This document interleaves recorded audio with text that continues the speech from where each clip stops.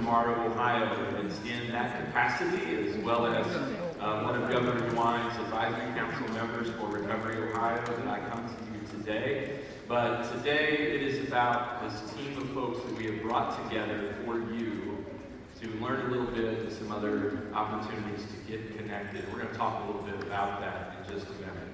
But I just want to introduce myself. First of all, I want to give you some housekeeping. The restrooms, if you go out into the foyer, down off to your right, if you need that, and feel free to kind of go around. We still have some breakfast available, so don't forget to take part in that. And I will say that the coffee here is off the chain. It is great. So if you're a coffee person, make sure that you get some coffee. In addition to that, we have several of our local partners and partners all the way from up in the Elyria area. They're down here today, as well as from Columbus and others. They're all out in the foyer today, and they're giving you opportunities to get connected. And we're going to talk a lot about them today. And several of them are going to be participating in some of the more practical things that we have scheduled.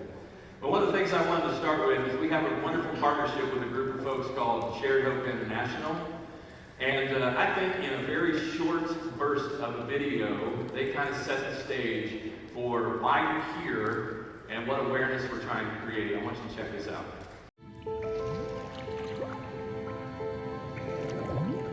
Her story begins like any other. She desires relationships that are safe, supportive, affectionate. But what she took for love turned manipulative, violent, controlling, isolating, lost into a world of trafficking. Because buyers pay traffickers to supply younger and younger children.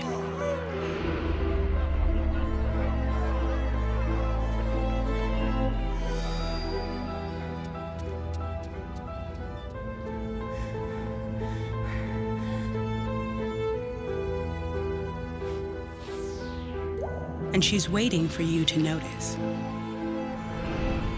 She's not in class. She's not safe in bed. She's not scoring the goal. She is being bought and sold for sex. But would you know it if you saw it? Shared Hope International aims to reverse this cycle.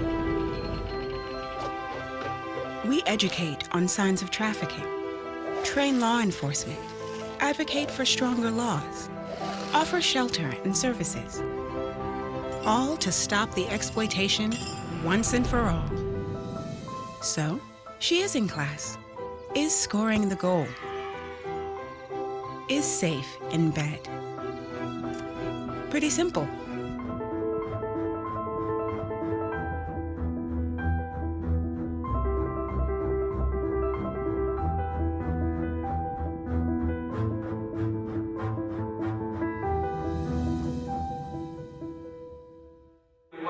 Video kind of talks about is it talks about that if we're not paying attention, if we're not aware, we might not know what's going on right around us, right under our nose. And often we might do one of these events, and we might even call it hidden in plain sight. That's a hashtag that works in this space some, and I think it holds great truth. Because what this video goes on to talk about is that she's not playing the soccer game. She's not singing in the recital. She's not at home because she's being objectified and used by somebody else. And you're going to learn a lot about that, especially in this first session, about what's going on around you and what's happening around us. And to tell you just how pervasive and how present this really is, I received a text message this morning, last night, 10:25 after I got back from Columbus. And here's what the text message said. So if someone told you they were hired under the table for a massage place, would not tell you a location, they do all their work from their phone, and model bathing suits and lingerie, what would you think? I know what I'm thinking. I'm thinking she's in a bad place. That she's likely doing that not of her own free will. Oh, it may be good money, it may be enticing, but I see that as all about what we're talking about today. And that is from a friend who I do church with, who I'm good friends with, and I know the little girl we're talking about. That's how close this is. That's how real this is. So the purpose of today, what is the purpose of today? We want to enlighten you. Many of you in here maybe are already in this space, but this space is ever evolving, ever changing, ever moving, and so we want to enlighten you a little bit to what's going on. Obviously, we want to educate you. We have some things going on, especially in the workshops from some of the brightest minds, not me included, but some of the brightest minds that are doing trauma work and looking to create responses to this and opportunities for you to learn from them. So we definitely want you to get educated today. We want to equip you. Why do we want to equip you? I think Paul was having a conversation with me before we got started and talking about men being warriors in this space. And you can't go to fight if you don't have some tools and some weapons to fight with. And so today we're looking to equip you with those things that you might need if you want to enter into this work with us. You can, and you'll be ready. But it might be just to equip you for somebody like that text message that may be in your family that maybe you need to intercede for or intervene for. And then we want to help you create engagement. I mentioned our vendors that are out there, and they're not really vendors, they're ministries, they're people with great hearts and great touch points in this space. And so this is a way quickly for you to engage, whether it's to engage them in a way to help support their work. Maybe you want to be a volunteer. Maybe you want to learn more, but they are here and they would love to have you be a part of what they are doing. And this last thing is establish an efficacious effect. And that's all because I had to use a bunch of keys. But the efficacious effect, and efficacious is defined like this. It's successful in producing a desired or intended result. It is effective. And if there's anything that we definitely want to do today, we want to produce that. Results that aren't just, I thought about it today, and oh, that was some good stories, and that Joyce made me cry, and I really feel so much better about my life because I'm not there with that mess. No. We want this to result in some action and result in something for you to find your way into helping the space. And so to kick things off today, it is just a real pleasure of mine to introduce one of our partners in this. And part of the reason that we're here is from a group called the Dalton Foundation. She's going to talk a little bit about that. But she is an important member of this team that brought this day to you. And Barbara Campbell graduated from pharmacy school at the University of Minnesota in 1993. She's worked in pharmacy operations and management for over 20 years. And over this time, she's developed an interest in working with individuals to provide real, lasting changes to health and well-being that go well beyond medication. This has led her to continue her education. In 2008, she completed her certification as a clinical nutritionist, leading Relink.org, they're one of them that are out there today. Barbara seeks to support government agencies, the faith community, and other like-minded organizations in their fight against the opioid epidemic and human trafficking crisis, both domestically and internationally. She believes by coordinating efforts in the areas of awareness, prevention, rescue, victim recovery, and aftercare, a solution, and you are the solution here, is on the horizon. Will you join me in welcoming Barbara Campbell to the stage?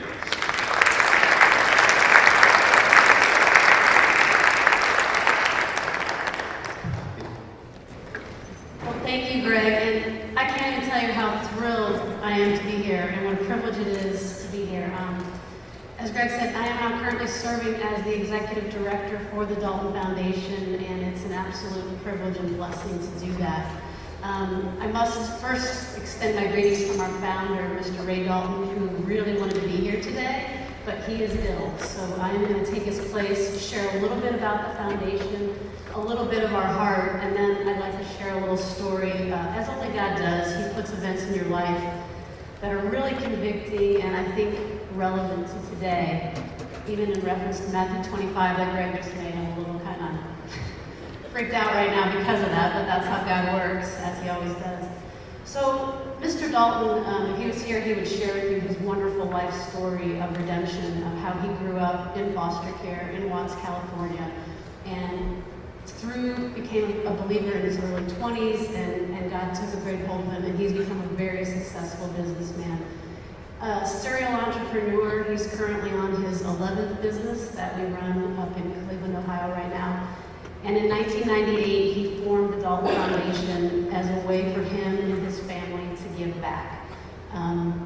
Over the years, they've done all kinds of projects, giving grants, and recently he's taken a new approach and wanting to get really strategic with the giving. And I will share a little bit about that philosophy in just a minute.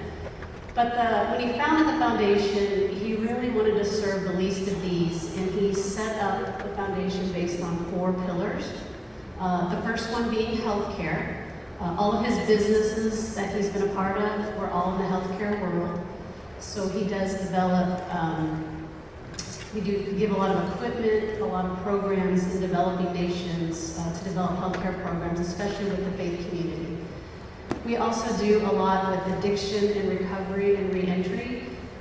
So we do a lot of that here in Ohio, and we'll share later the Relink.org project that has been birthed out of that, but that is a huge personal passion for him and a huge belief for us that it's the role of the church to be involved in that, and we're going to be participating in that.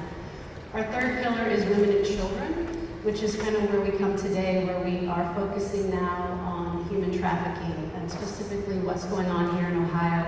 How can we as an organization come behind all of y'all that are doing the great work, create some connection, support some organizations, some thought leadership, and we've been really blessed to meet Greg and Beth and hear their vision for creating a continuum of care, bringing some accountability and monitoring and evaluation to the process so that the faith community can get the credibility and support they deserve as we fight this challenge. So we're really thrilled to be here today about that. And our fourth pillar is veterans. So those re-entering from after serving our country, all the challenges they faced. Reagan is a veteran.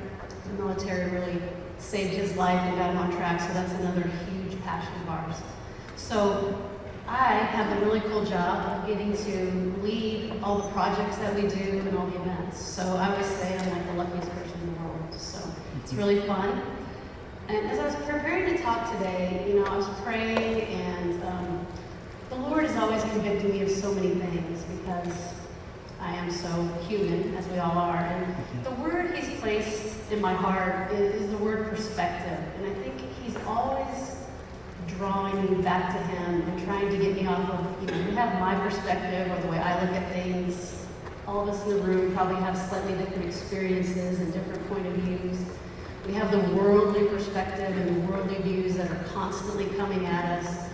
And the Lord is constantly showing me, like, you need to keep your eye on my perspective and what I'm doing. And, I really want to challenge us all today to be thinking and praying about what the Lord is doing in this space and how He's calling the church to be the church and to unite and to really just be the hands and feet for Him in these challenges we face, whether it's addiction, whether it's human trafficking.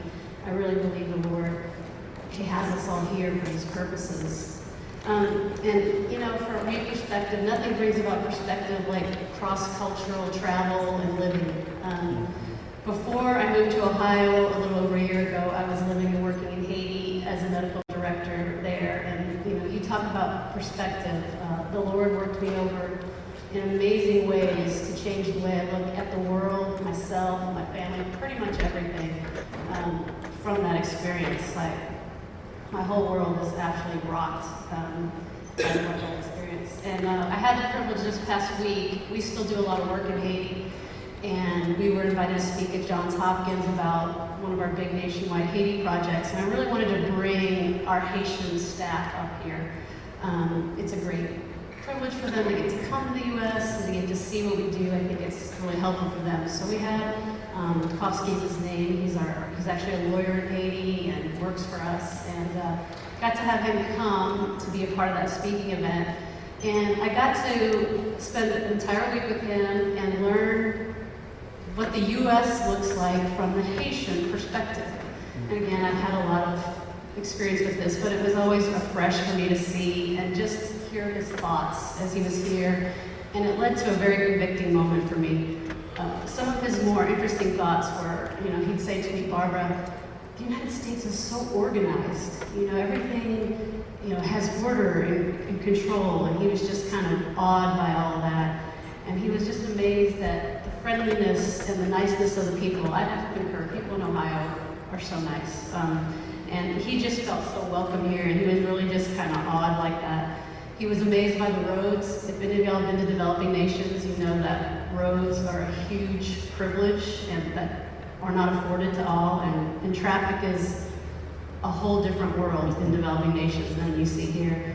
And his comment was, there's no animals running around the road. I can't believe that. And again, these are just things that we never ever think about. I don't know about you, but I never think that, oh my goodness, there's no animals on the road today, I'm happy. But he was amazed by that. And some of his more sobering thoughts were, though, constantly around food. He was just really introspective, and he's just like, this country has 325 million people, and you can feed them every day. Again, for the most part, they're fed. And he's like, why in Haiti? Because there are only 10 million people, and we can't feed everybody. And we got to have a lot of these different kind of discussions about disparity, and he's a believer, so we had a lot of great conversations. And then we were in Baltimore at Johns Hopkins, and there was a lot of homeless people on the streets, and just kind of coming at us at every corner, more than I would have expected. And he had a lot of questions about that, like, why are they there? Are they lazy? Why is that here? And so it led to a lot of discussions about addiction and some of the things that plague our society, And it was really interesting to just, again, hear his perspective on that, because it's something from his perspective he'd never heard of before. But one thing happened that was really convicting for me, for the church. And it was Friday night, and we were walking out of the CVS, and there was a boy. He couldn't have been more than 21, probably 17 or 18, and he was crouched down on the ground with his knees up to his chest, kind of almost like the stereotypical picture you see of somebody struggling. And he was on the ground, and he, as we walked by, he kind of reached his arm out, and he said, "Bless you," to us.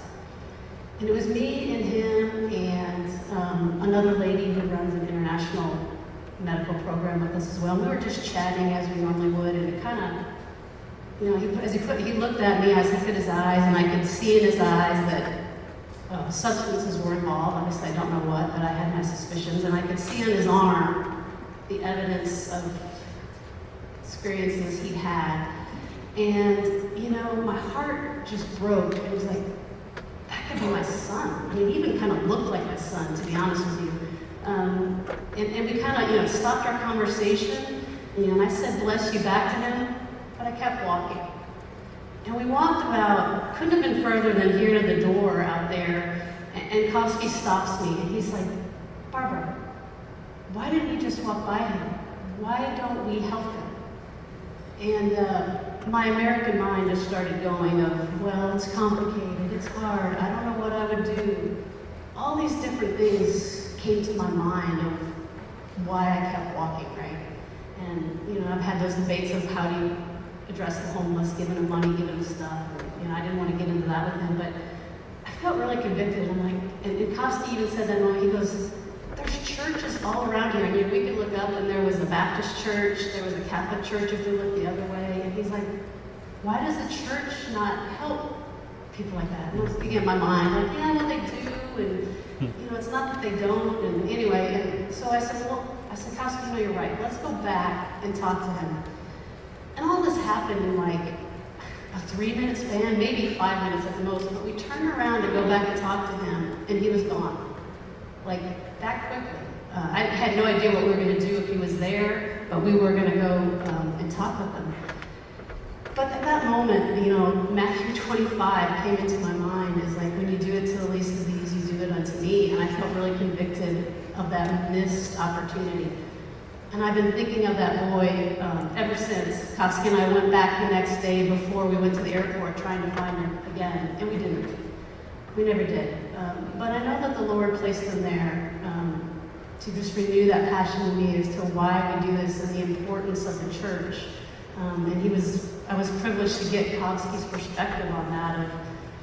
Sometimes I think when we see it over and over again, or as Greg said, we get in our own world and we don't see it, we get kind of numb to it. And you know, just our challenge to, even though it hurts sometimes, but just to stay in it and to keep fighting the good fight. And as I was just telling Beth too, it's always easier to do nothing, way easier to do nothing. So our challenge is to stay in, engage, be the love of Christ, and just be love. You know, as Kowski told me, you know, this will be the last thing I say, is that, again, my American mind was saying, oh, Kowski, it's complicated to help. And he said, our love is not complicated.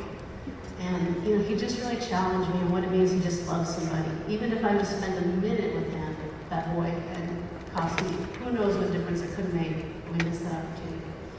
So, anyway, I want to welcome you all here. And we'll share a little bit more about the foundation later and one of our big projects, Reeling.org, that we're real passionate about collaboration. And at that time, I'll share a little bit about how the foundation works in detail then. So I'll turn it back over to Greg. Thank you, Barbara.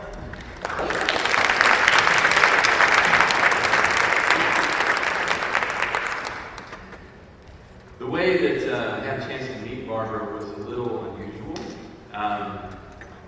I've been working with Reeling.org for a while in the addiction space, and we love the app. I mean, it really helps us a ton in what I do on that side. And she called and said, hey, can you come up and meet with Ray up here in the Cleveland area, Twinsburg, and we wanted to talk to you. So I'm thinking I'm going up to talk about this Reeling thing. And so I get up there, and once you meet Ray, you'll understand. We're just sharing stories, telling a little bit of my story, he's telling his story, and we're there about an hour and 20 minutes, and I look over at Ray and I say, why am I here? And he goes, I've been watching you on Facebook for a year. I was like, wow. So then I'm starting to think, did I put anything on Facebook? And that's how we met. And through that social media connection, and through him seeing kind of what Beth and I had the privilege of doing for a while with Mr. Wine and others, that's how we got involved. And I'm super honored and absolutely blessed to have the opportunity to work alongside Barbara and Ray and the Adult Foundation as we move this forward. So thank you for sharing this morning. In your package, you have today's conference schedule, and one of the things that I did want to mention quickly is that you have a bio from a dear friend, Elder Ron Todd. He is sick today, and so he will not be a part of what we're talking about today, but he sends his regrets from the Office of Faith-Based and Outreach and Faith-Based and Community Initiatives from the Governor's Office. And so hopefully we will get to have him be a part of our next one of these and have him share with us the work that's going on with Director Reynolds and her team.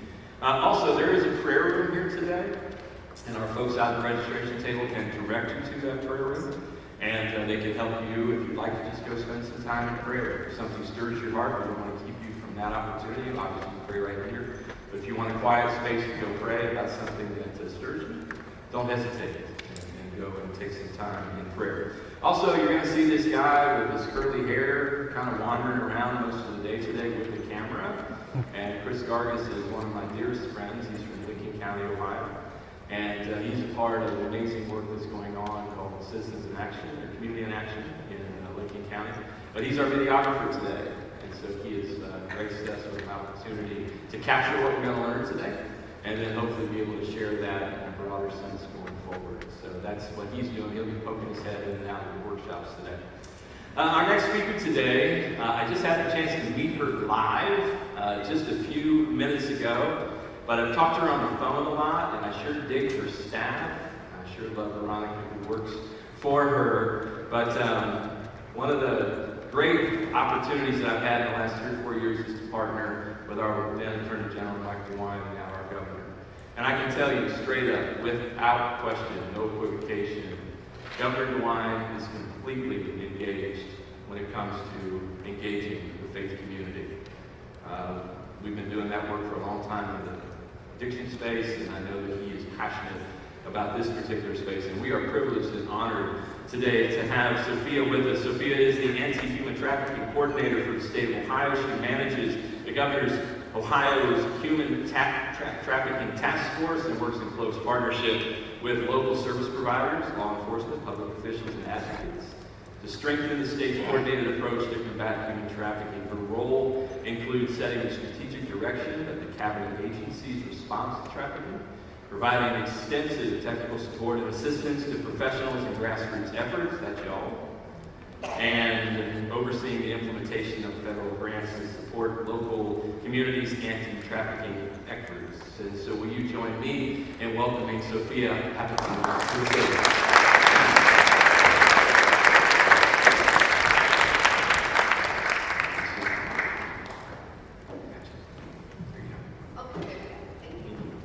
Good morning, everyone. Thank you all for coming here today. I'm really pleased to be here, and I just appreciate all the work everyone in this room is doing. I want to talk a little bit about the state's perspective and the efforts that we're doing at the state level to combat this, but also just the importance of your role and the impact that you have on not only human trafficking, but all social justice issues. So, to get started, so the Governor's Ohio Human Trafficking Task Force, it was created back in 2012 to really marshal the resources of state agencies to more comprehensively respond to this issue. So we are very fortunate to have a current governor who is very passionate about this topic.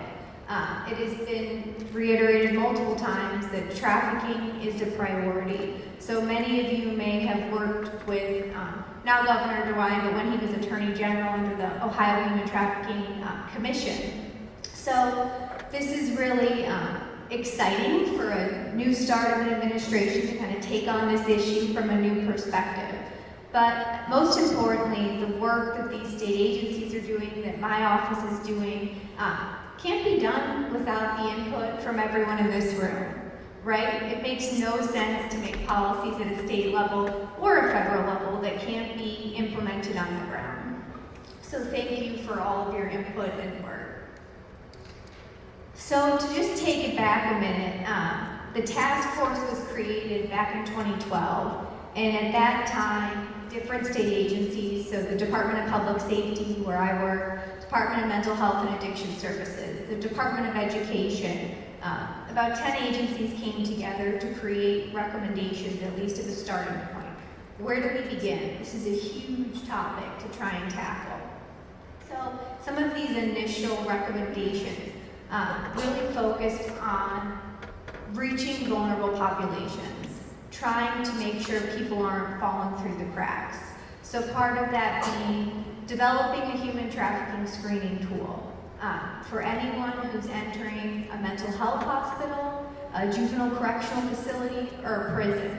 When we talk about these vulnerable populations, people in the shadows, making sure that we're not missing these opportunities to try and get them assistance. So when they are re-entering society, that they have the services necessary. We actually have the privilege of someone being in the audience today who recently kind of revamped the Department of Youth Services screening tool, Rebecca, but have done a lot of great work on improving the well-being of children in our state. Another recommendation was making sure people have training. Seems kind of simple, right? But making sure that if you are a caseworker, if you're going into someone's home, or if you're a health department employee going to inspect a restaurant, what could you be looking for? So yes, you're going in, from your state agency perspective of looking for, whatever violation it may be, but how about a human rights violation? What are you looking for on that level? Another recommendation was creating an awareness campaign. That is, information starts with awareness. making sure that communities know about this and what's going on. And then also pursuing some federal grant opportunities, making resources available in Ohio through that. So, flash forward a few years, some of the main initiatives that we had focused on. One of the grants that we were a recipient of is the Look Beneath the Surface Regional Anti-Human Trafficking Grant. And that really focused on that coalition building at the local level. So working with 4 different parts of the state to try and build coalition capacity, build public awareness, and identify foreign and domestic victims of trafficking to make sure those people are being connected to services, as well as providing those ongoing trainings, technical assistance. So what does this all mean? I know federal grants can get bogged down in some boring issues, if you will, but this is what it means. 678 potential victims of trafficking screened and connected to services in our state. Another 8,000 people trained on human trafficking. And through over 300 outreach activities to at-risk populations, a little over 5,000 women, men, children were reached and received information on trafficking and how to access services. So, one of the tricky things with numbers and data, people always say, is Ohio the worst? What's going on here? These are people. These are our brothers, our sisters. These are faces. They're not just numbers. And trying to impact just one life makes a huge difference. So keeping that in mind in all of the work that we're doing. Another really important issue that I think will continue working on this effort, but peer support training. Research has shown in the field when you're working with folks who have your lived experience, who maybe have not walked your exact life, but something similar, it's helpful to have a partner in that. So through the Ohio Department of Mental Health and Addiction Services, they have a peer support training. And what they were finding is people with that lived experience of substance use or a mental health issue were coming up after the training, disclosing that, hey, I also have this lived experience of trafficking. It may not have been in the immediate past, but something that they had lived. So, Department of Mental Health and Addiction Services partnered with our office to create a space where they could have this training solely for survivors of trafficking. They could share that lived experience. And the cool part is, the training itself, once you become an Ohio peer certified supporter, it's a Medicaid billable service. So healthcare employers can now bill Medicaid for that service. So we've had about almost 20 people complete the program. I mean, we still have work to do because trying to expand the job opportunities for peer support, but I ran into a woman the other day who had completed the training, and she's working at Children's Hospital now, providing peer support to some kids who have lived that experience. So it's pretty cool to see kind of from 2 years ago when she did it to now where she is. But just recognizing that people with these lived experiences often want to connect with others with that lived experience. And as the state, if we can provide that platform for people to connect, that's really important. Another initiative specific to when we talk about healthcare or substance use or needs, through the Department of Medicaid, what we were seeing is, so many survivors of trafficking will need health services. So part of the initial recommendations were making sure people can access Medicaid services. And then after a few years, we were noticing a gap. And this really came to my attention from service providers in the field who were calling and saying, hey, Sophia, we got to talk about this population we're totally missing. And so as it turns out, if you are trafficked here and undocumented, you don't have access to health care until you get your T visa. So you receive a small stipend from the federal government every month, but if you're only getting $500 a month, you need a place to live, you need to eat. Your medication, might not be coming first, might not be the first pick if you have nowhere to stay. So recognizing we gotta do something about this. And the folks at Medicaid were super receptive. Very, I think we were all surprised at this population we're missing. And it's a pretty small population, right? It wasn't even that many people. And if you can help them, you should. So taking that, Ohio started its first state-funded Medicaid program in I think like 8 years. Specifically for folks who are awaiting that visa, who are awaiting that determination, so that you don't have to pick between a place to stay or medication to get better. So these are just some of kind of the initiatives and the hopes that I know will continue under this administration of trying to make an impact on an individual life. So moving forward, Governor DeWine has expressed a clear interest in improving outcomes for youth, working with child welfare, making sure that these kids are getting help and services. We've also talked a lot about reducing barriers for survivors in terms of employment. You've lived this life, you've come through an incredible journey and kind of beaten a lot of odds, if you will. And now what? Making sure employers understand the need to give people a second chance, that hope. And that's where I think a lot of you can come into play too, in starting those conversations around employment for survivors of not only trafficking, but maybe you've been incarcerated for something, or maybe you've had a substance use issue in the past, but giving people those second chances and that space to flourish makes a difference in someone's life. Also focusing on labor trafficking. We're still learning a lot about that. What does forced labor look like in the US? Where is this existing? But trying to partner with folks in the room, with law enforcement, with different state agencies to dig a little deeper. Where are you buying your clothes from? Where are you eating? What nail salons are you going to? Kind of putting more responsibility on us as citizens of Ohio to make sure that we're making informed decisions as consumers. So these are some of the more broad issues that I know in the next 4 years we're really hoping to make some headway on. And specifically, when I talked about improving outcomes, I have 3/4 of this team here. We were fortunate to receive federal funding to really focus on youth in the juvenile justice system and child welfare. And through a team of only 4, they've been able to go to 22 of our 88 counties to talk, and not just a human trafficking 101, but a full day training on how will this kid present in front of you? How can you work with your MDT in your area to better serve this child?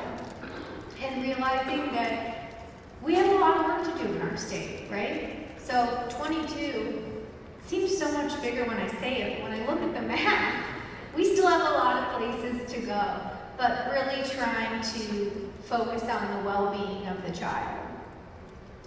So getting involved. So step 1, you all are here today, right? Starting the conversation, talking about your role. The faith-based community has such a role to play in this fight. You have the ability to provide hope when it seems like it might not be there. Encouraging people, the emotional support you can provide. But I think what we forget most often is just be another human to another human, right? Basic humanity, feeding someone, having someone have a safe place to stay, trying to shed that stigma. We've been talking about that a lot lately, I feel. But that, oh, well, maybe you made a bad choice, or oh, they do this or that. Leave the judgment at the door. No one deserves to have lived this. And so making sure that we're showing compassion, but being the leaders in our community, right? Many of you, I'm sure, are well-respected leaders within your community. The faith-based organizations really are highly looked at, and kind of setting that example of how we should be treating each other, how we should be engaging our community and starting this conversation. You know, I work on human trafficking issues every day, and so I try not to get in my bubble mind of everyone knows about it. Everyone doesn't. There are still plenty of communities you go into and that doesn't happen here. Oh, that kid's just running away because they're problematic, or that person wants to be doing that job. Every excuse in the book. Start having those conversations about exploitation, about lack of options, about making our communities better for people to live in. So another way to kind of get involved and start that conversation is through your local coalition. Tap in to see what they're doing. The faith-based community has a strong role to play within that as well. This is available on humantrafficking.ohio.gov, but a breakdown of coalitions in the state. Tony, I'm looking at you because I'm sure you'll talk about the great work you're doing in this area later. But and then get started and see where you fit, see how you can be contributing to this issue. If you're interested in doing more training online, we do have many resources, and I think that's what I want to leave you with today more than anything. I'm here as a resource, our team is here as a resource. If you need training, if you want to start a conversation, we are happy to help. If you see something in your community that you don't have and you think you need, call us. I was telling someone just a minute ago before I got up here, we were hearing from a lot of parents, well, you have a lot of resources, but not for parents. How, I kind of want something to check on for my kid. So, working with the National Center for Missing and Exploited Children, coming together with a Keeping Your Kids Safe Online card. Just basic tips for internet safety. So if there are things like that you're feeling are gaps in your communities or what you need, please reach out. This is my contact information. I just want to thank you all for being here today, and I'm really excited to see what the day has. So thank you so much.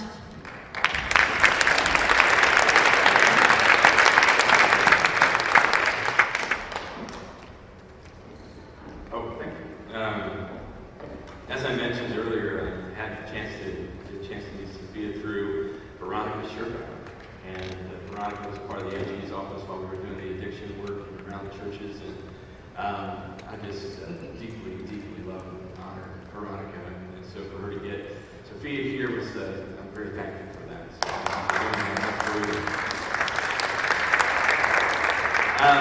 one of the things that brought me into this particular issue and space was something that's called the Victims of Crime Act grant. And Mr. DeWine had seen the continuing influence of this issue of human trafficking and the issue of substance use. And he was like, we need to not only educate the church when it came to addiction, but we need to educate the church about this particular challenge.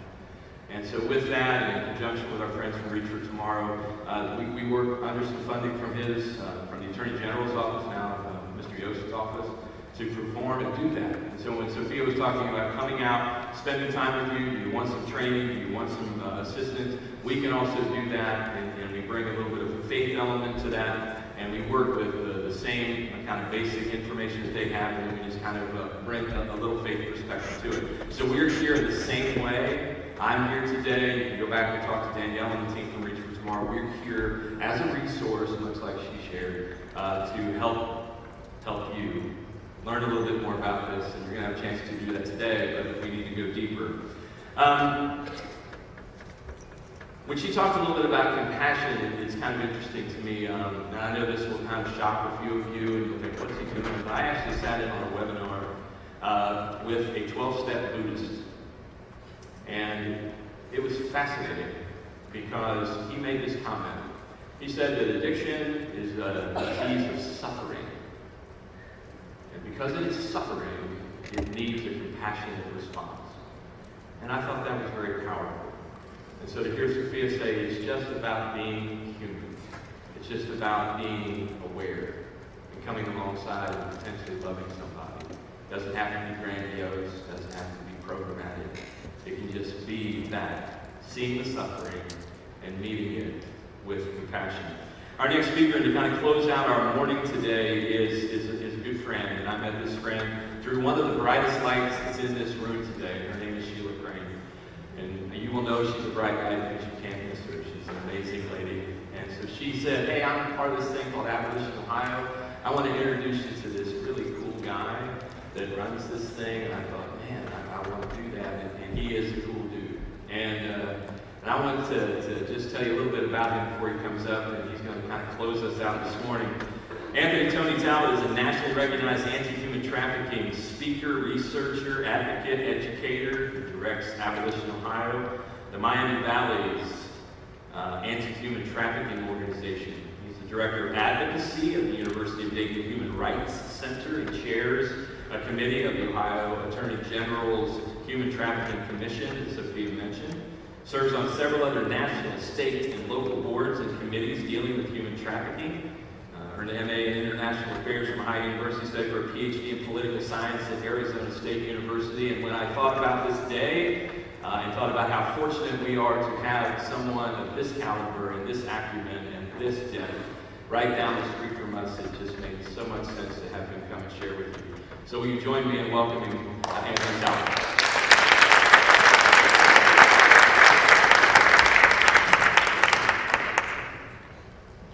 Thanks, Greg. I feel a little pressure now since I said that I was so cold. I just want to grab my hat and put it on and all this stuff. But what I want to talk about this morning is follow up the great introduction to the issue and the state-based response that Sophia talked about and others and Greg has been talking about with a little bit of a broader perspective as well. I want to talk a little bit about what we do at Abolition, Ohio, but I want to really give you more of a national look at human trafficking, a little bit of a global look. When we're thinking about human trafficking, there's different ways to look at it, and different ways to look at any issue, what we call framing. So we can look at this issue and we can think this is a terrible crime. Right? That's one way of looking at it. So there's criminals who are engaging in criminal activity, and there's victims of crime that we need to arrest the bad guys that help and serve and protect the victims. And that's a very legitimate way to look at it. We can look at it as a violation of human rights. We all have fundamental human rights that have been declared by every government in the world, every person in the world. We agree all human beings are all created equal, and we all have the same inalienable rights. And one of those rights is the freedom to never be enslaved. And human trafficking, many people consider to be the modern-day slave trade, or modern-day slavery. We can think about this as a public health issue as well. There are many health ramifications to human trafficking, one of which was pointed out earlier, the conflation of human trafficking and substance use disorder. The fact that when we serve victims in the greater Dayton area in the Miami Valley, especially sex trafficking victims, we see nearly everyone is addicted to drugs. Everyone is suffering from alcohol dependency and all of the health impacts that come along to that. So it's very much a public health issue as well. We can look at it from the perspective of gender-based violence. This is a form of, in a lot of ways, it's a form of structural violence against women, because a majority of victims around the world are female. A majority of victims here in the United States are female, both of sex trafficking, of course, and of labor trafficking. Most of the perpetrators against these women are male, so there is a gender-based component to all of this as well. And when we adopt these different perspectives or different frames, it allows us to really understand the issue in a more nuanced way, in a more comprehensive way.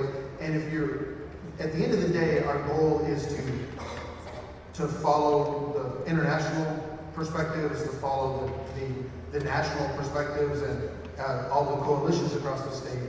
We're trying to prevent human trafficking. We're trying to protect victims of human trafficking, and we're trying to prosecute the traffickers.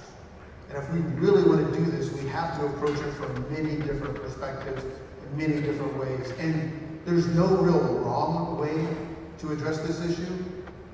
And it requires a lot of imagination and a lot of effort for us to come up with ways to counter the issue of human trafficking. Oops.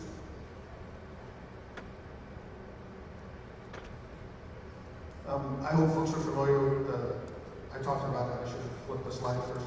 The Universal Declaration of Human Rights. I talked about human rights. A lot of people here in the U.S. aren't that really, we know the idea of human rights, but we're not aware of what they actually are.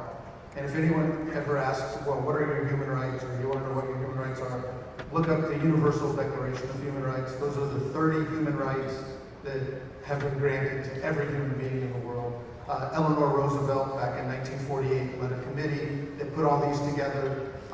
It involved literally every country in the world now has signed on to this and agrees to at least pay lip service to the idea that these are everyone's human rights and these are what need to be supported. So when we're thinking about human trafficking in a sort of a plain language way to look at it, it's when someone is being compelled to perform some type of labor or service for someone else's financial gain.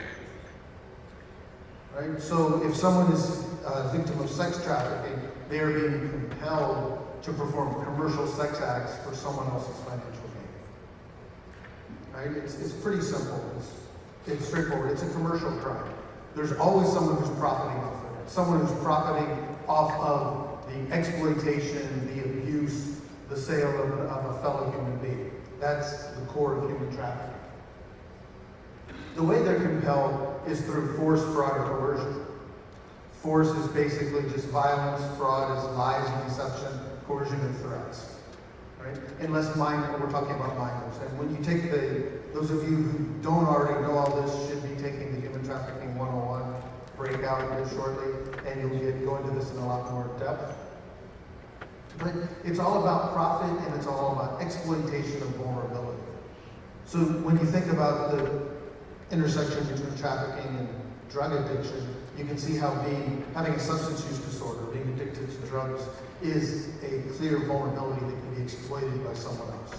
Right? Being a runaway is a vulnerability that can be exploited by someone else. Not having a good home, being a prior victim of abuse, having suffered from trauma, having the physiological and psychological impacts of that are vulnerabilities that can be exploited by someone else.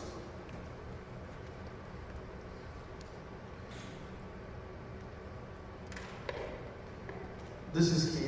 This came out of, I think it was LA County. I use this image a lot because it's really clear. Labels and words are important. And we decided back in the year 2000, here in the US and internationally, that minors cannot consent to commercial sex, basically. So by federal law and by international law, any prostituted minor is, by definition, a victim of human trafficking. So there's no such thing as a child prostitute or a teen prostitute. There is a child who is being exploited. There is a victim of commercial sexual exploitation. Right? I think that's really key. So don't fall into that trap of mislabeling these people. Because if you call her a child prostitute, you see her as an offender, as a criminal. If you realize she's a victim of sex trafficking, you see her as a victim and someone who needs help. So it's a very critical difference. I talked about framing. Another way to really frame trafficking when you think about it, since it is about profit, see it as a business. You have vulnerable people who can be recruited, approached, inducted into human trafficking by some type of recruiter. So, and that recruiter could be a fellow family member. It could be a random person who is going around looking for vulnerable people to exploit. It could be a potential a boyfriend, potentially girlfriend, husband, etc., who is willing to exploit someone else. These people are inducted into this, they're moved, they're taken to a place where they're essentially sold for customers. So you have a supply side, the vulnerable people who are being exploited, and you have a demand side, that demand for exploited people, for sex, for cheap labor, etc. So when I look at this, and I'll talk about this a little bit more in depth than the workshop that I'll be running later, there's 3 different quick access points here when you're thinking about doing something to prevent human trafficking. You can reduce the supply of vulnerable people, so reduce people's vulnerabilities, make them more resistant to exploitation.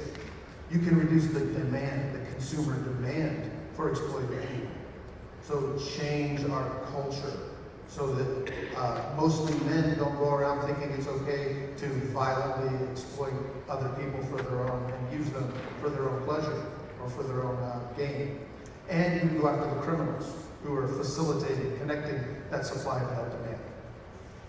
So thinking about this, and like I said, framing it different ways, thinking about it more in depth gives you ways to intercede and intervene in the process.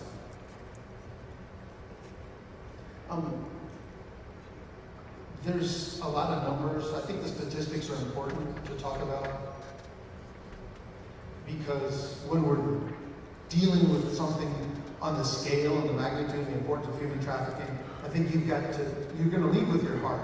As soon as you find out about this, you see exploited women and children, exploited men, youth, whatever. I mean, you're going to have a compassionate response. So that's leading with your heart, but you also have to get your head engaged, I think. And you have to really think about what is going on, what is the scope of this problem, what is the scale of this problem, how can we develop effective responses to this problem. So I like to include the facts and figures as well as the real stories and narratives as well. There's over 40 million victims of human trafficking in the world, globally. To put that in perspective, at the height of the transatlantic slave trade in the early to mid 1800s, we had about 11 million slaves in the world.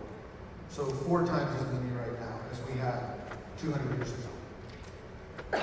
Globally, most people who are victims of human trafficking are victims of forced labor or labor trafficking. Only 38% are victims of sex trafficking. So we tend to think about sex trafficking as being the much, much bigger problem, but what we're seeing around the world is that labor trafficking is actually a larger problem than sex trafficking. Even here in the US, we don't know for certain, but most of the estimates show it's probably about half sex trafficking, half labor trafficking when we look at it totally here in the US. Most victims, almost 3/4 of victims around the world are female, and 25% are children. We estimate there's a little over 400,000 victims in the US. This is an estimate, all of these are estimates, okay? But these are relatively conservative estimates. The University of Texas a few years ago released a study that showed there were over 300,000 victims of human trafficking in the state of Texas alone. So I think this number is actually quite a bit higher. A lot of the studies that we've seen, prior historic studies, estimate around 100,000 children are victims of commercial sexual exploitation in the United States. And if someone is first sex trafficked as a minor, so not everyone, but if someone is first sex trafficked as a minor, the average age that takes place is around 13 years old.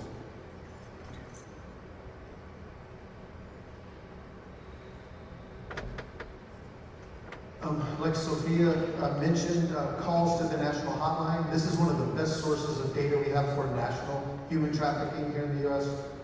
Ohio is number 4 to calls involving direct cases.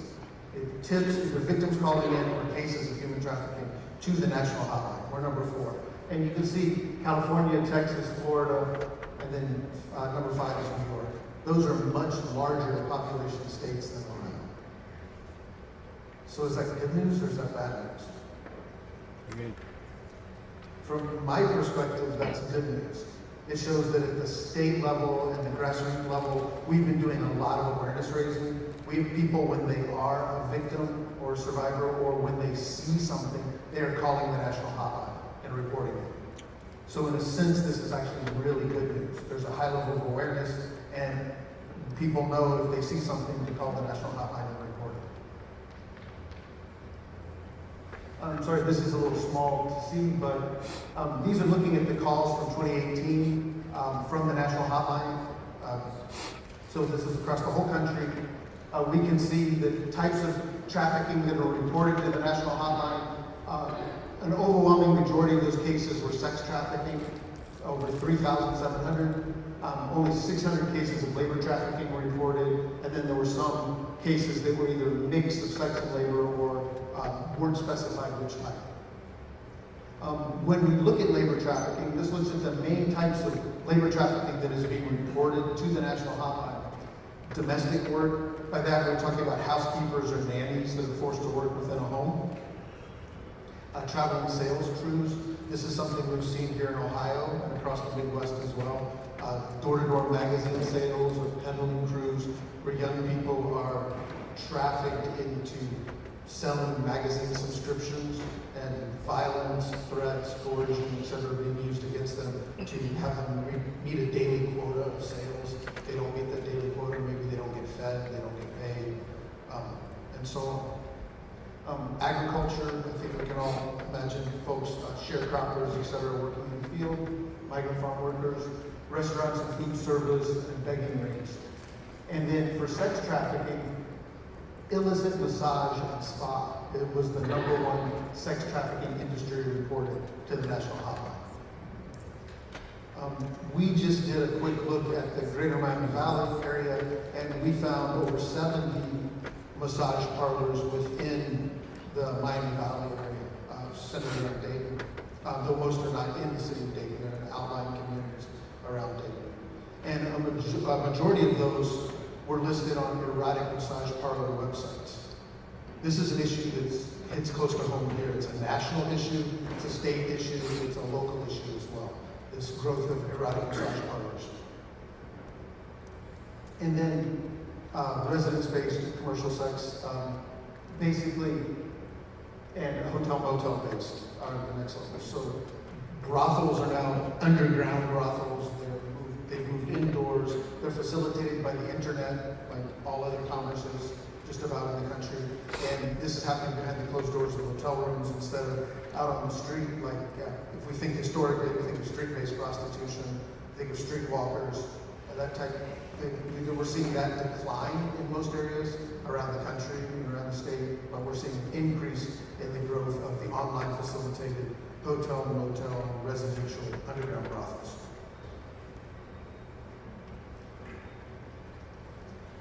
When we look at federal, this is an older study, but the Department of Justice stopped producing these data a few years ago. This is from 2011. At that time, they looked at all federal law enforcement data, and we can see that 83% of victims that came to the attention of federal law enforcement were victims of sex trafficking victims were U.S. citizens. So real simply from this, a majority of sex trafficking victims in the U.S. are U.S. citizens or lawful permanent residents. A majority of labor trafficking victims, an overwhelming majority of labor trafficking victims are foreign-born, are migrants, undocumented or legal immigrants. Sex trafficking, U.S. citizens, labor trafficking, primarily migrants. When we put all these numbers together, we find out that most human trafficking within the U.S. takes place within the U.S. As people are moved or trafficked, they're moved from one point of the U.S. to another point of the U.S.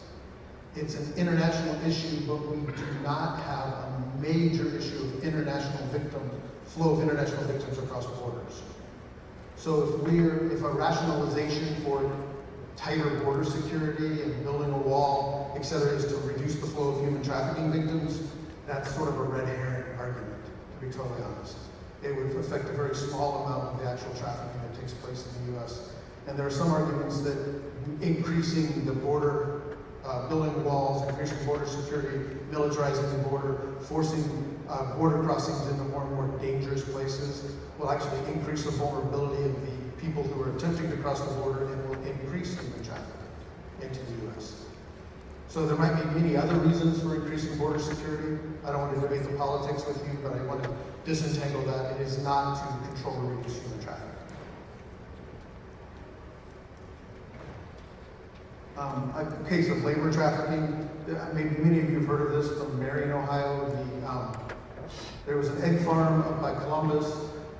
A few years ago, we had a large influx of unaccompanied minors that were seeking asylum at the southern U.S. border.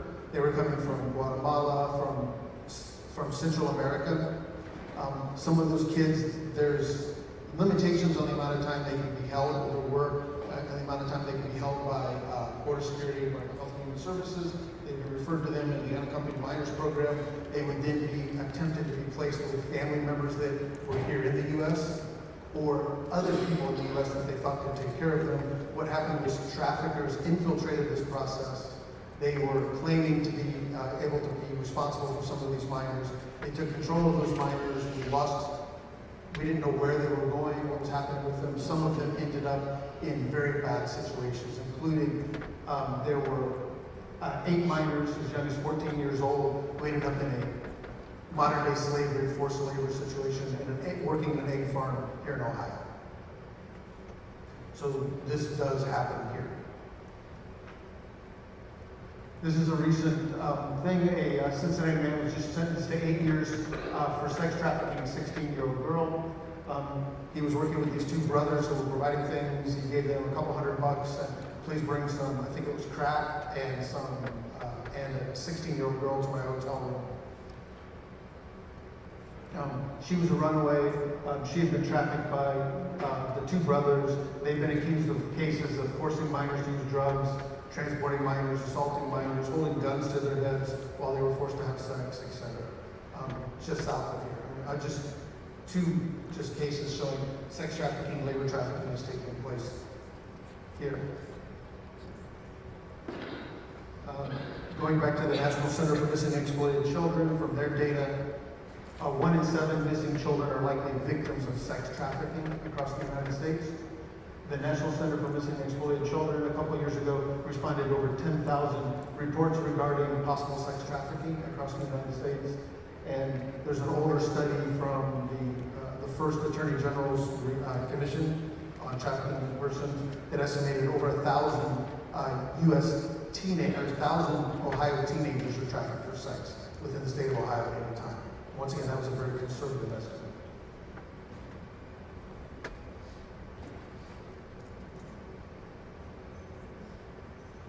There are a lot of myths that we believe, or justifications that we believe about trafficking to sort of make it okay.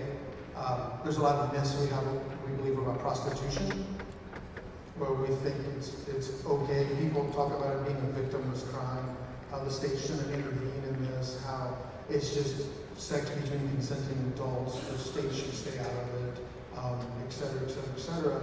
Until you actually start interacting with the people who are being exploited, who are being violated, who are being abused within this case. And when you're talking about minors, it's very, very clear. I mean, morally, legally, it's unambiguous. We don't know much about her. These are an old series of photographs. This is from the Denver Police Department back in the 90s, prior to the passage of the anti-trafficking laws. These are her solicitation mugshots. Of course, it's the same girl over a less than 2-year period. To give you an idea, I mean, she starts out looking like 12 years old. And you can see the signs of substance use, the signs of abuse, what the life on the streets is really like. There are many health effects and physical effects to trafficking, which I'm sure you'll talk about in some of the other workshops later. Just the impact on the whole person, their whole life, and all of the people around them is incredibly dramatic, and it requires a lot of effort, a multidisciplinary team to bring folks back, to help restore them and to reintegrate them into society. There's lots of things you can do. I really see, if you see something, when you learn more about trafficking, or if you already know a lot, if you see something that really makes you think something's wrong, call the national hotline, call the local police. Use your head and think about, well, what is it that's making my gut think something's wrong with the situation? Write that all down, get yourself organized, and report it. There might be 2 or 3 other people reporting on the same thing. Maybe the national hotline can put those cases together, can refer back to law enforcement, the local detectives can say, oh, we've had 6 complaints about this keeps coming up. They can put it all together, and they can really make a difference in someone's life. Learn more, spread the word, get involved, donate money, donate time. You can here locally, you can contact us and we can put you in touch with other organizations. Either you can volunteer with us or you can volunteer with other organizations in the area dealing with human trafficking. We have citizen research projects. We have a speakers bureau where folks get trained. Sheila's the chair of the speakers bureau, where everyday citizens get trained up in human trafficking. They get all the materials to be able to do a one-on-one presentation, and then you can go out to churches, to church groups, neighborhood groups, clubs, etc., and give presentations to spread awareness. On the labor trafficking side, like building on what Sophia said earlier, think about your responsibilities as a consumer and a citizen. Think about where your stuff is coming from. We all have that responsibility. If it's a luxury, not everyone can afford to buy everything as clean as they should, but for luxuries, chocolate, coffee, tea, maybe choose fair trade. Maybe choose something direct trade instead. If you're going to buy a new purchase, pick one purchase that you're going to make. Do the research. Make sure that that's an ethical, sustainable purchase. Make a difference. You know, put your you have beliefs. Put your your money where your beliefs are.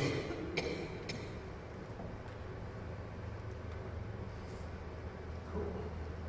And I think I'm going to wrap up. I'm even on time. Yeah, you're good. Thank you very much. Thank you.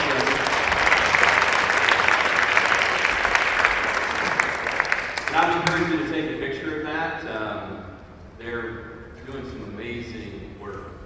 And as you can tell, you would be on the forefront and the front line of the information about how you can help, and you can also be incredibly informed about what's going on. So can you do me a favor and thank all three of our morning self-employed?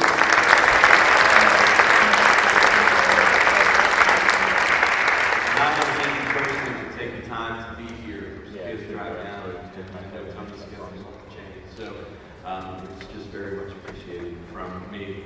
You got some workshops. Tony alluded to them while he was talking, and so the best way I can describe this is a deeper dive. We've kind of painted the picture. So when we're talking about those E's today, this was your enlightenment and education part at the beginning, kind of your overview.